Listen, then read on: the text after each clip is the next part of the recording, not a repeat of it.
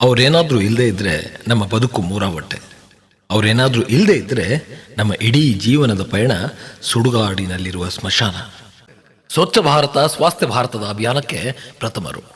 ಕೆಟ್ಟ ವಾಸನೆ ಬಂದ್ರೆ ಹೊಲಸು ಕಂಡರೆ ಮೂಗು ಮುಚ್ಚಿಕೊಂಡು ದೂರ ಸರಿಯುವ ಜಾಯಮಾನದ ಈ ಮನುಕುಲದಲ್ಲಿ ನಿಷ್ಕಲ್ಮಶ ಮನಸ್ಸಿನಿಂದ ಮಲ ಮೂತ್ರಗಳನ್ನ, ಸತ್ತ ದೇಹಗಳನ್ನ, ಗಬ್ಬು ನಾರುತ್ತಿರುವ ಗಂಟನ್ನ ಕಿತ್ತೊಗೆಯುವುದಕ್ಕೆ ಸ್ವಇಚ್ಛೆಯ ಮನಸ್ಸಿನಿಂದ ಕೆಲಸ ಮಾಡಲು ಬಂದವರೇ ಈ ಪರಿಸರ ಪುತ್ರರು.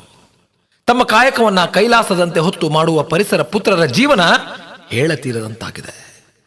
ದೇಶವನ್ನೇ ಸ್ವಚ್ಛಗೊಳಿಸುವ ಪರಿಸರ ಪುತ್ರರ ಜೀವನ ಶೈಲಿಯ ಚಿತ್ರಣ ಚಿಂದಿಯಾಗಿದೆ. ಒಮ್ಮೆ ನೀವು ಅದನ್ನ ನೋಡ್ಲೇಬೇಕು, ಮನಸ್ಸನ್ನ ಚೆಲ್ಲದೆ ಕೇಳಲೇಬೇಕು ಕಣ್ರಿ.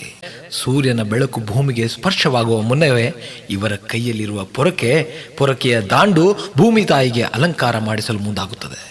ಬೀದಿ ಬೀದಿಗಳಲ್ಲಿ, ಗಲ್ಲಿ ಗಲ್ಲಿಗಳಲ್ಲಿ, ಚರಂಡಿ ಮೋರಿಗಳಲ್ಲಿ ನೀವು ತಿಂದ ಬೀಸಾಡಿದ ಎಂಜಲು, ನಿಮ್ಮ ಶೌಚಾಲಯದ ಜೊಲ್ಲು, ಹೊರಗಿನಿಂದ ತಂದ ಪ್ಲಾಸ್ಟಿಕ್ ಚೀಲದ ಅಮಲು, ಚರಂಡಿಯಲ್ಲಿ ನಿಂತ ನೀರಿನ ಕೊಳಕು ನಾರುವ ಗಬ್ಬು ವಾಸನೆಯ ಕಲ್ಮಶಗಳನ್ನು ತೆಗೆಯುವುದಕ್ಕೆ ಖಾಕಿ ಬಟ್ಟೆಯೊಂದಿಗೆ ಕಾಣಿಸಿಕೊಳ್ಳುವ ಬಡ ಜೀವ ಯಾವುದಾದ್ರೂ ಇದ್ರೆ ಇದುವೇ ಪೌರ ಕಾರ್ಮಿಕರು.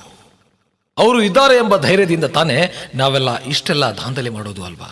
ನಿಮ್ಮ ಮಕ್ಕಳು ಕ್ರಿಮಿ ಕೀಟಗಳ ಸಾಂಕ್ರಾಮಿಕ ಸೊಳ್ಳೆಗಳಿಂದ ಮುಕ್ತರಾಗಿ ಹಾಯಾಗಿ ನಿದ್ದೆ ಮಾಡಿ ಆರೋಗ್ಯವಂತರಾಗಿ ಬಾಯ್ ಮಮ್ಮಿ ಬಾಯ್ ಪಪ್ಪ ಎನ್ನುತ್ತಾ ಉತ್ತಮ ಶಿಕ್ಷಣವಂತರಾಗಿದ್ದು ಇವರಿಂದಲೇ. ಅಷ್ಟೇ ಯಾಕೆ, ನಿಮ್ಮ ಆರೋಗ್ಯ ಜೀವನ ಶೈಲಿ ಮಾಡಲಿಂಗ್ ಯುಗದ ಸ್ಟೈಲಿಶ್ ಜೀವನ ರೂಪಿಸಿಕೊಂಡಿದ್ದು ಇವರಿಂದಲೇ. ಅವ್ರು ಇಲ್ದಿದ್ರೆ ನಮ್ಮ ಪಾಡು ಏನಾಗ್ತಿತ್ತು ಗೊತ್ತಾ? ಆಡಂಬರದ ಮದುವೆ ಮಾಡಿ ಸಿಕ್ಕಾಪಟ್ಟೆ ಚೆಲ್ಲಾಡಿದಾಗ ಮತ್ತೆ ಯಥಾವತ್ತ ಆ ಸ್ಥಳ ಸುಂದರವಾಗಿ ಮಾಡಿದ್ದು ಇವರೇ.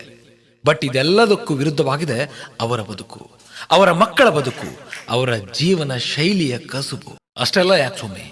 ಉದಾಹರಣೆಗೆ ಮಹಾಮಾರಿ ಕೊರೋನಾ ಹೆಸರು ಕೇಳಿದ್ರೆ ಈಗಲೂ ಶುರುವಾಗುತ್ತದೆ ಬುಗ್ಲು. ಇಡೀ ಜಗತ್ತನ್ನೇ ಆವರಿಸಿತು.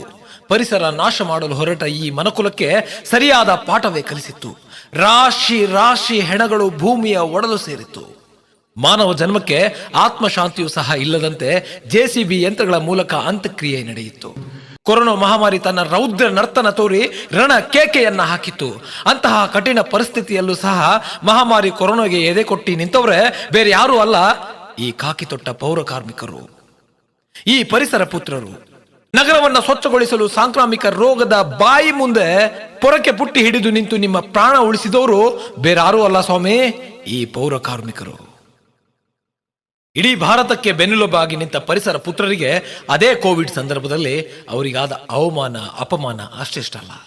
ಅದೆಷ್ಟೋ ಜನ ಅವರೇ ನಮ್ಮ ಜೀವ ರಕ್ಷಣೆ ಮಾಡೋರು ಅಂತ ಅವರ ಮೇಲೆ ಅವಲಂಬಿತರಾಗಿದ್ರು. ದುರಂತ ಅಂದ್ರೆ ಒಂದು ಕ್ಷಣ ಅವರು ಏರಿಯಾದಲ್ಲಿ, ನಿಮ್ಮ ನಗರದಲ್ಲಿ ಬರದೇ ಇದ್ರೆ ಬೈಗುಳಗಳು, ಇಡೀ ಶಾಪಗಳು ಶುರು ಆಗೋದು. ಎಲ್ಲರೂ ಲಾಕ್ಡೌನ್ ಸಂದರ್ಭದಲ್ಲಿ ಮನೇಲಿದ್ರೆ ಇವರು ಓಪನ್ ಅಪ್ ಆಗಿದ್ರು. ಆದ್ರೆ ಮಹಾಮಾರಿ ಕೊರೋನಾ ಸಂದರ್ಭದಲ್ಲಿ ಮಣ್ಣು ಮುಚ್ಚೋಕಲ್ಲ ಸ್ವಾಮಿ, ಮುಖ ನೋಡೋಕ್ಕೂ ಯಾರು ಬರಲಿಲ್ಲ. ಆ ಕ್ಷಣದಲ್ಲಿ ಬಂದವರೇ ಪೌರ ಕಾರ್ಮಿಕರು. ಅವರನ್ನ ಮುಟ್ಟಿ ಮಣ್ಣು ಮಾಡಿದ್ದು ಇದೇ ಪೌರ ಕಾರ್ಮಿಕರು. ಅನಾಥ ಶವಗಳಿಗೆ ಬಂದು ಆದವರು ಇದೇ ಪೌರ ಕಾರ್ಮಿಕರು. ಸತ್ತ ಹೆಣ ಅಂತ ದೂರ ಸರಿಸಿದ ದೇಹಕ್ಕೆ ಆತ್ಮಕ್ಕೆ ನೆಮ್ಮದಿಯ ಶಾಂತಿ ತಂದವರು ಇದೇ ಪೌರ ಕಾರ್ಮಿಕರು. ಇಷ್ಟೆಲ್ಲ ಮಾಡಿದ್ರು ಇವರಿಗೆ ಸಿಕ್ಕ ಬಹುಮಾನ ಆ ಕ್ಷಣದಲ್ಲಿ ಯಾರೊಬ್ರು ಸಹ ಹನಿ ನೀರು ಕೊಡ್ಲಿಲ್ಲ. ಒಂದಿಷ್ಟು ನೀರು ಕೊಡಿ ಅಂದ್ರೆ ಬಾಗಿಲು ಹಾಕೋರು.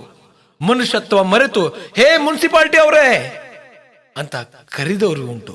ಕಸ ಎತ್ತವ್ರು ಬಂದ್ರು, ಅವ್ರಿಗೆ ಕೊರೋನಾ ಇದೆ ಅಂತ ಮೈಲಿ ದೂರ ಓಡಿದ್ರು. ಊರ್ ಮಂದಿಗೆ ಬಂತು, ಇವ್ರಿಗೇನು ಬಂದಿಲ್ಲ ಅಂತ ಇಡೀ ಶಾಪ ಸಹ ಹಾಕಿದ್ರು. ಅದು ಇದು ಗಲೀಜೆಲ್ಲ ಮುಟ್ತಾರೆ, ಅವರಿಂದ ದೂರ ಇರಬೇಕು ಅಂತ ಅಸಹ್ಯ ಪಟ್ಕೊಂಡ್ರು. ಸಾಕಷ್ಟು ಬಾರಿ ಕೋವಿಡ್ ಸಂದರ್ಭದಲ್ಲಿ ಆಹಾರ ಇಲ್ಲದೆ ಹಸಿವಿನಿಂದ ಪರಿತಪ್ಪಿಸಿದ್ದಾರೆ. ಆದ್ರೂ ಗಲ್ಲಿ ಗಲ್ಲಿಯಲ್ಲಿ ಸ್ಯಾನಿಟೈಸರ್ ಹಾಕಿ ಜೀವ ರಕ್ಷಣೆ ಮಾಡಿದ್ದು ಇವರೇ. ಮುಂಜಾನೆ ಮನೆ ಬಿಟ್ರೆ ರಾತ್ರಿ ಮನೆಗೆ ಹೋದ ಈ ಕಸುಗೊಂಡ ಜೀವ ಗಂಡ ಹೆಂಡತಿ ಮಕ್ಕಳ ಮುಖ ನೋಡದೆ ಕಾಲ ಕಳೆದಿದ್ರು. ದಿಕ್ಕು ದೆಸೆ ಇಲ್ಲದೆ ಜೀವಕ್ಕೆ ಕಣ್ಣೀರು ಸುರಿಸಿದಂತೆ ಈ ಕಾರ್ಮಿಕ ವರ್ಗ ಸುರಿಸಿದೆ.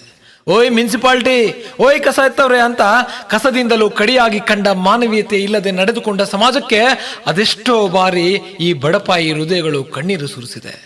ಅಂತಹ ಸಂದಿಗ್ಧ ಪರಿಸ್ಥಿತಿಯಲ್ಲಿಯೂ ಇವರ ಹಿಂದೆ ಹಿಂಬಾಲಕರಾಗಿ ಸಾಥ್ ನೀಡಿದ್ದು ಸಿಂಧನೂರು ಆಡಳಿತ ವರ್ಗ. ಸಿಂಧನೂರು ಎಲ್ಲರಿಗೂ ರಕ್ಷಣೆ ಮಾಡಿದ ಈ ಬಡ ಜೀವಗಳಿಗೆ ರಕ್ಷಣೆ ಮಾಡಿದ್ದು ಯಾರು ಅಂತ ಕೇಳಿದ್ರೆ ಅವ್ರು ಏನ್ ಹೇಳ್ತಾರೆ ಗೊತ್ತಾ? ಒಂದೇ ಒಂದು ಮಾತು, ಆ ಭಗವಂತ. ಕೊರೋನಾ ಸಂದರ್ಭದಲ್ಲಿ ಮನೆಯಲ್ಲಿ ಅಡಗಿದ ಅದೆಷ್ಟೋ ಪ್ರಾಣ ಹಾರಿಹೋಯ್ತು. ಆದರೆ ಹೊರಗಡೆ ಕೆಲಸ ಮಾಡಿದ ಈ ಪುತ್ರರಿಗೆ ರಕ್ಷಣೆ ಮಾಡಿದ್ದೆ ನಿಸರ್ಗ ಮಾತೆ. ಆಡಂಬರದ ಬದುಕಲ್ಲ, ಅದ್ಧೂರಿ ಮದುವೆ ಇಲ್ಲ, ಒಂದು ಹೊತ್ತು ಇದ್ರೆ ಮತ್ತೊಂದು ಹೊತ್ತಿಗೆ ಸಮಯ ಸಿಗಲ್ಲ. ಝೋಪಡಿಯಲ್ಲಿನ ಬಿದ್ದು ಮುರುಕಿನ ಛಾವಣಿಯ ಜೀವನ ಪೌರ ಕಾರ್ಮಿಕರದಾಗಿದೆ. ಪೌರ ಕಾರ್ಮಿಕರ ಮಕ್ಕಳಿಗೆ ಇನ್ನೂ ಸಹ ಸಿಗದ ಉನ್ನತ ಶಿಕ್ಷಣ. ದಡ ಸೇರಲು ನಾವಿಕನ ಕೈಯಲ್ಲಿರುವ ಹುಟ್ಟು ಎಷ್ಟು ಮುಖ್ಯವೋ, ಸಮಾಜದ ಕೊಳೆ ತೆಗೆಯಲು ಪೌರ ಕಾರ್ಮಿಕರ ಕೈಯಲ್ಲಿರುವ ಪೌರಕೀಯ ದಾಂಡು ಅಷ್ಟೇ ಮುಖ್ಯ. ಎಲ್ಲಿಯವರೆಗೂ ಇದು ಅವರ ಕೈಯಲ್ಲಿರುತ್ತೋ ಅಲ್ಲಿಯವರೆಗೂ ಈ ದೇಶ, ಈ ಜೀವ ಸುರಕ್ಷಿತವಾಗಿರುತ್ತದೆ. ದುರಂತ ಅಂದ್ರೆ ಈಗಲೂ ಸಹ ಇಡೀ ರಾಜ್ಯದಲ್ಲಿ ಸಾಕಷ್ಟು ಜನ ಪೌರ ಕಾರ್ಮಿಕರು ಸೇವೆಯಲ್ಲೇ ಇರಬೇಕಾದ್ರೇನೆ ಜೀವವನ್ನ ಬಿಟ್ಟಿದ್ದಾರೆ. ಕಾರಣ ಇಷ್ಟೇ, ಗಬ್ಬು ನಾರುವ ಕೆಲಸವನ್ನ ಮಾಡಬೇಕಾದಾಗ, ಸತ್ತ ದೇಹವನ್ನು ಎತ್ತುವಾಗ, ಗುಂಡಿಯಲ್ಲಿ ಇಳಿದಾಗ ಆ ಕೆಟ್ಟ ವಾಸನೆ ತಡೆಯಲು ಆಗದ ಸಂದರ್ಭದಲ್ಲಿ ಚಟಕ್ಕೆ ದಾಸರಾಗ್ತಾರೆ.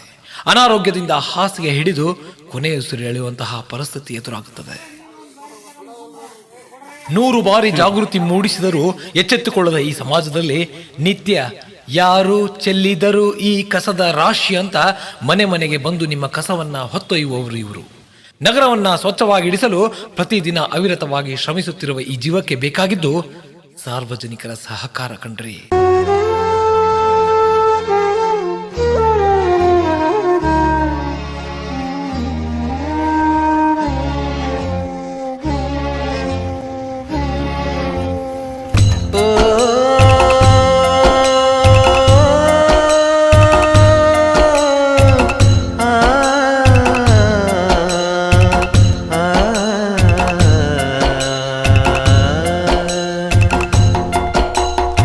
ಇನ್ನಾದರೂ ಎಚ್ಚೆತ್ತುಕೊಳ್ಳಿ ಸಾರ್ವಜನಿಕರೇ, ಕೈ ಜೋಡಿಸಿ.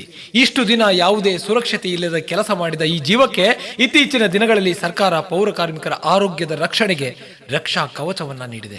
ಆದರೆ ಇದುವರೆಗೂ ಅವರ ಬೇಡಿಕೆಗಳು ಕಸದ ರಾಶಿಯಂತೆ ಮೂಲೆ ಗುಂಪಾಗಿದೆ.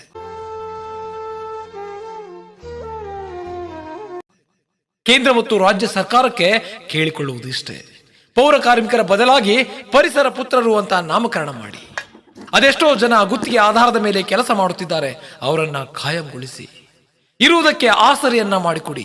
ಕಾರ್ಮಿಕರ ಬದುಕಿಗೆ ಸಂಪೂರ್ಣವಾಗಿ ಆಸ್ಪತ್ರೆಯ ಚಿಕಿತ್ಸೆ ವೆಚ್ಚವನ್ನ ಭರಿಸಿ ಅವರ ಜೀವವನ್ನ ರಕ್ಷಿಸಬೇಕು. ಅವರ ಮಕ್ಕಳ ಉನ್ನತ ಶಿಕ್ಷಣಕ್ಕೆ ಆರ್ಥಿಕ ಸಹಾಯವನ್ನ ನೀಡಿ. ಪ್ರಮುಖವಾಗಿ ಪೌರ ಕಾರ್ಮಿಕರು ವಿಧಿವಶರಾದ್ರೆ ಸಕಲ ಸರ್ಕಾರಿ ಗೌರವದೊಂದಿಗೆ ಅಂತ್ಯ ಸಂಸ್ಕಾರವನ್ನ ಮಾಡಿ. ಇದು ಬರೀ ಸಿಂಧನೂರು ನಗರಸಭೆಯ ವಾಹನ ಚಾಲಕರ ಮತ್ತು ಪೌರ ಕಾರ್ಮಿಕರ ಸಮಸ್ಯೆ ಅಲ್ಲ, ಇಡೀ ರಾಜ್ಯದ ಸಮಸ್ಯೆ. ಸಿಂಧನೂರು ವಾಹನ ಚಾಲಕರ ಮತ್ತು ಪೌರ ಕಾರ್ಮಿಕರ ಪರವಾಗಿ ನಮ್ಮ ಬೇಡಿಕೆಗಳನ್ನು ಈಡೇರಿಸಿ ರಾಜ್ಯದ ಎಲ್ಲಾ ವಾಹನ ಚಾಲಕರ ಮತ್ತು ಪೌರ ಕಾರ್ಮಿಕರ ಧ್ವನಿಗೆ ಧ್ವನಿಗೂಡಿಸಿರಿ. ಇದು ಸಿಂಧನೂರು ಆಡಳಿತ ವರ್ಗ, ಸಿಂಧನೂರು. ರಾಜ್ಯದ ಎಲ್ಲ ಪೌರ ಕಾರ್ಮಿಕರಿಗೆ ಪೌರ ಕಾರ್ಮಿಕರ ದಿನಾಚರಣೆಯ ಶುಭಾಶಯಗಳು.